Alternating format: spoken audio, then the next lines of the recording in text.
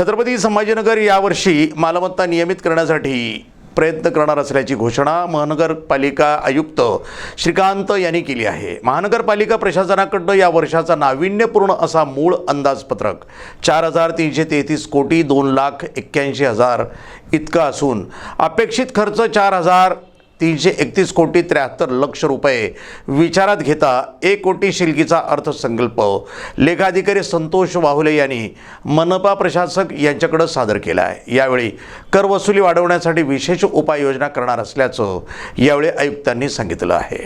छत्रपती संभाजीनगर महापालिकेचे सन 2024-25 चे अंदाजपत्रक मनपा लेखा विभागाकडून मुख्य लेखा अधिकारी संतोष वाहुळे यांनी प्रशासक जी श्रीकांत यांना मुख्य प्रशासकीय सभागृहात अर्थसंकल्पीय बैठकीत प्रशासनाकडे सादर केले आहे। यावेळी महानगरपालिकेच्या प्रशासक जी श्रीकांत यांच्या कार्यकाळातील छत्रपती संभाजीनगर महानगरपालिकेमधील पहिला अर्थसंकल्प सादर करण्यात आला। या अंदाजपत्रकाबाबत सांगताना प्रशासक श्रीकांत यांनी सांगितले की यंदाचा अर्थसंकल्प हा नाविन्यपूर्ण असून मनपातील विविध भागातील विकास कामांना प्राधान्य देण्यात आले आहे। या विकास कामांसाठी अंदाजपत्रक तयार करताना आम्ही लोकप्रतिनिधी, नागरिक यांच्या सूचना निवेदन ईमेलद्वारे मागविण्यात आले। त्या सूचनांनुसार बहुतांश कामाचा समावेश केला असून पायाभूत सुविधा भक्कम करणार असल्याचे प्रशासक यांनी सांगितले आहे। रीतीने नाविन्यपूर्ण असे प्रकल्प यावर्षी घेण्याचा आपण प्रयत्न केलेला आहे आणि मला खात्री आहे जनतेने त्यांचं कर्तव्य म्हणून त्यांची जे टॅक्स आहे ते वेळेवर आपण कर भरावा। वेळेवर कर भरणाऱ्यांना सप्ततारांकित कर धोरणही आपण घेतलेलं आहे। त्यामध्ये पहिल्यांदाच पूर्ण भारत देशामध्ये एक अशा पद्धतीचा 7 स्टार स्मार्ट सिटीजन म्हणून आपण कॉन्सेप्ट केलेला आहे।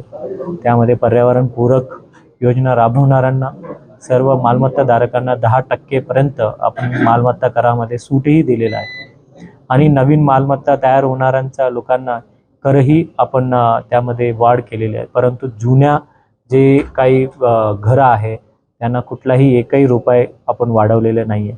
प्रत्येक वर्षी 10-15 हजार एवढं घर तयार होत असतं, तेवढ्या लोकांना नवीन टॅक्स रेट्स त्या लागू होतील, परंतु जुन्या लोकांना एकही रुपये आपण वाढ करण्यात आलेली नाही आहे।